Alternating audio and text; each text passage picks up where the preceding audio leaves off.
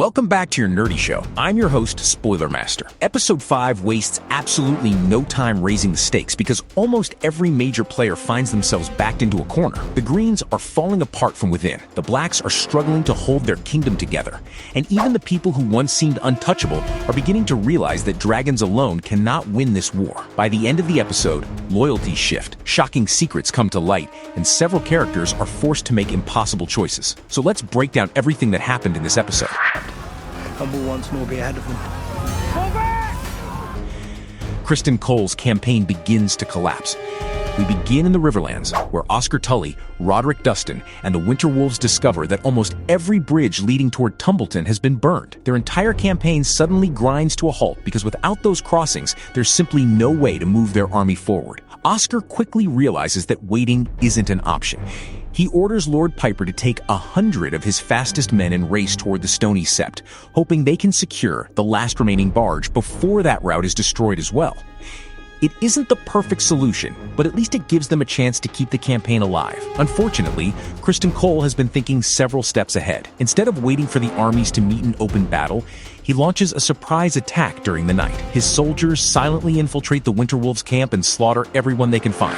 The attack is brutal, chaotic, and incredibly effective. By the time it's over, both Roderick Dustin and Oscar Tully have disappeared, leaving their fates completely uncertain. Whether they survived or died is something the episode intentionally keeps hidden. At first, this looks like a massive victory for Criston, but that confidence doesn't last very long. As Criston's army continues marching toward Tumbleton, Gawain Hightower notices strange metal spikes scattered across the road.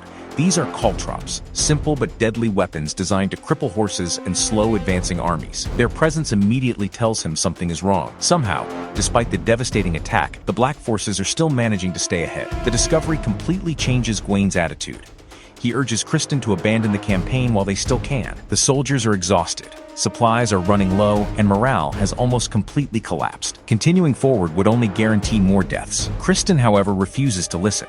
For him, this campaign has become deeply personal. He isn't just fighting for victory anymore. He's chasing glory. He wants history to remember him as a fearless warrior instead of a failed commander. More importantly, he wants his name to remain forever connected to Alicent, believing that dying as a legend is better than living as a coward. That obsession ultimately costs him everything. When they finally reach the Stony Sept, they discover that even this bridge has already been destroyed. Their entire march has been for nothing. Even after seeing yet another obstacle, Criston refuses to retreat. This becomes the final breaking point for Gawain. He openly abandons Criston, taking many soldiers with him, and leaving Criston to continue his doomed mission with only his most loyal followers. It's one of the biggest signs yet that the Green Army is beginning to fracture from the inside.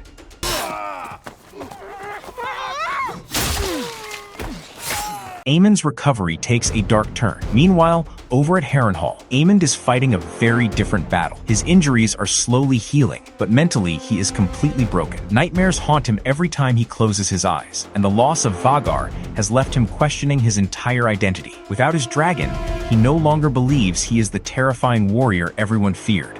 When bounty hunters arrive hoping to collect the reward on Aemond's head, Ali's Rivers quietly scares them away before they can even reach him. Once again, she proves that she's protecting him, although her true motives remain incredibly mysterious. When Aemond wakes up, he mistakes Ali's for his own mother during one of his emotional breakdowns. It's an uncomfortable moment that highlights just how deeply his childhood trauma continues to affect him. Instead of rejecting his vulnerability, Ali's gently comforts him and slowly earns even more influence over his mind. Later, Aemond admits something surprising. He finally accepts that Helaena's terrifying predictions were right all along. The future she warned everyone about is slowly becoming reality. Then comes another emotional blow. Alice tells him that Vagar is gone. Hearing those words completely shatters him. Standing alone on the balcony, Aemond quietly admits that without Vagar, he feels like nothing. For someone who built his entire identity around being the rider of the largest dragon in the world, losing that bond has destroyed every ounce of confidence he once possessed.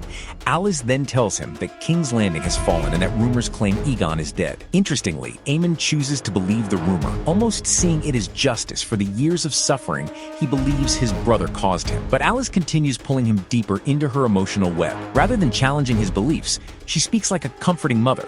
telling him that sometimes mothers continue loving the children who hurt them the most.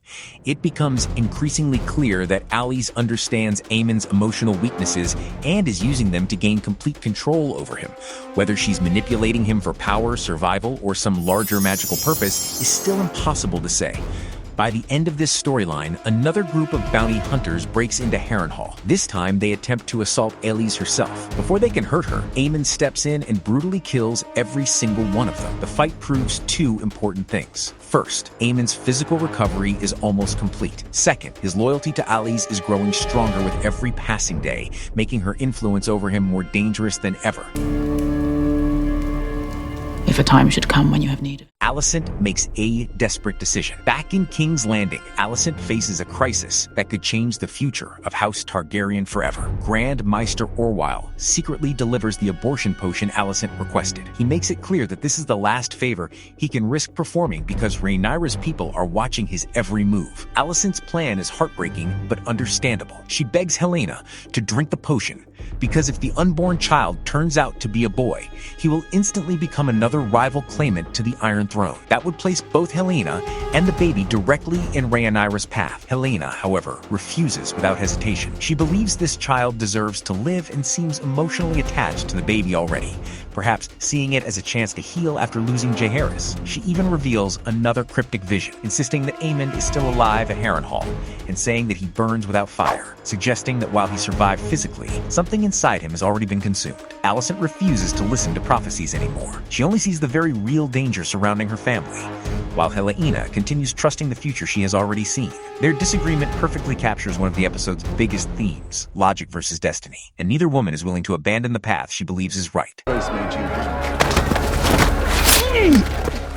Aegon finally faces the truth. While King's Landing struggles with political chaos, Aegon and Larys Strong are dealing with a crisis of their own. Hiding near Rook's Rest, Aegon refuses to stay in one place. He's convinced that if he can somehow find Aemond, everything can still be fixed.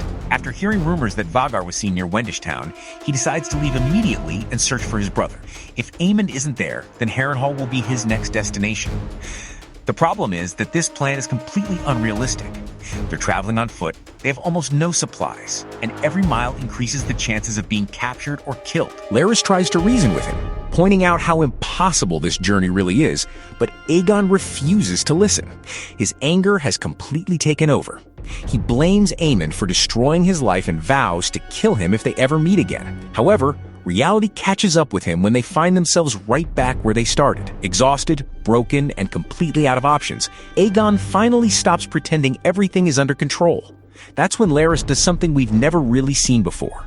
He completely drops the polite, loyal servant act and gives Aegon the harsh truth. He tells him that while everyone around him has certainly made mistakes, Aegon himself is the biggest reason for his downfall. His arrogance, poor decisions, and refusal to take responsibility created the disaster he's now living through. Surprisingly, instead of exploding with rage, Aegon actually listens. For perhaps the first time in his life, someone forces him to confront the consequences of his own actions. After returning to Rook's Rest, Aegon finally agrees to abandon the reckless journey and instead escape by ship to Duskendale. But before those plans can move forward, another familiar face unexpectedly arrives. Tyland Lannister has survived the Battle of the Gullet, giving the Greens an experienced strategist they desperately needed. Unfortunately, their reunion is interrupted when Jono's men discover Aegon's hidden crown. Realizing his identity is about to be exposed, Aegon reacts instantly and kills Janos himself. It proves that although he's physically weakened, the instinct to survive is still very much alive. What does it make of me if you will obey me only at a time and place of your own choosing? Rhaenyra's problems continue to grow. Over in King's Landing, Rhaenyra discovers that winning the capital doesn't mean winning the war. Lady Sabitha Frey reminds her about the promises made in exchange for House Frey's loyalty. Jacaerys had supposedly offered Harrenhal as payment, but with Jace now dead, Rhaenyra refuses to honor that agreement. Instead, she tells Sabitha that anyone who captures or kills Aemond can claim the reward. It's a practical solution from Rhaenyra's perspective, but it also creates tension with one of her important allies. Even members of her own small council are beginning to question whether the Queen can keep every promise made during the war. During the council meeting, Adam and Baela report new dragon sightings near Wendish Town, suggesting that Vhagar may still be active somewhere in the Riverlands. While everyone debates what this means, Daemon shifts the discussion toward another growing problem. Crime is spreading across King's Landing. Gold cloaks are being murdered, and fear is beginning to replace stability. Rhaenyra, however, remains focused on finding Aemond. She orders Adam and Baela back into the Riverlands instead of reinforcing the city itself. Daemon openly disagrees with her decision, arguing that ignoring problems inside the capital could become just as dangerous as losing battles outside its walls. Their disagreement quickly turns into another heated argument, showing that even after reuniting, husband and wife still struggle to trust each other's judgment. Never apologize for victory. Ormond's secret war changes everything. While the Blacks argue among themselves, Ormond Hightower quietly launches one of the smartest strategies we've seen all season. Instead of relying only on open warfare, he begins attacking Rhaenyra from within. His agents secretly assassinate gold cloaks throughout King's Landing, spreading fear and proving that even the capital isn't truly secure. Every murder weakens confidence in Rhaenyra's rule without requiring a single dragon to take flight. At Tumbleton, Ormond also spends time mentoring Daemon Targaryen, teaching him history, politics, and the importance of ruling with intelligence rather than brute strength. During a game of strategy, Daemon even defeats Ormond, showing that he's far more capable than many expected. Rather than becoming angry, Ormond encourages him, explaining that true rulers should never apologize for victory. He then reveals newly minted gold coins bearing Daemon's image, making it clear that his long-term goal is to place Daemon on the Iron Throne. This isn't just military planning anymore. It's political propaganda designed to convince the entire realm that Daemon is the future of House Targaryen. Meanwhile, Adam and Baela continue searching villages supposedly attacked by Vagar, only to find nothing. Baela pushes herself despite complete exhaustion because she still carries enormous guilt over Jace's death. She fears that if she fails again, Rhaenyra may simply use her in another political marriage. Adam reassures her, reminding her that she has already proven her worth, but it's obvious that Baela still hasn't forgiven herself. Young Daemon Targaryen, Aemond has declared. The shocking ending explained. As the episode approaches its final moments, Daemon investigates another brutal attack on the gold cloaks. One captured suspect is found carrying one of Ormond's special gold coins featuring Daemon's face, finally confirming that the assassinations are all part of a carefully organized campaign. Before they can gather more information, the suspect is killed, eliminating another valuable source of intelligence. Then comes the episode's most horrifying moment. Daemon arrives at the Gold Cloak's headquarters expecting to find his soldiers preparing for another patrol. Instead, he walks into a massacre. Every single Gold Cloak inside has been murdered. Even worse, their bodies have been carefully arranged around a table in a horrifying display, almost resembling a twisted version of the Last Supper. Written across the wall are the chilling words, "A feast for traitors." This scene isn't just about killing soldiers, it's psychological warfare. Ormond wants Rhaenyra and Daemon to understand that nowhere is truly safe anymore. If his assassins can quietly eliminate the Queen's most trusted guards inside the capital itself, then they can reach anyone. The message is simple but terrifying. Dragons cannot protect you from enemies already hiding within your own walls. At the same time, Ormond hopes this fear will force Rhaenyra into making a terrible mistake. If she loses patience and burns Tumbleton to the ground with dragonfire, she'll destroy innocent lives alongside her enemies.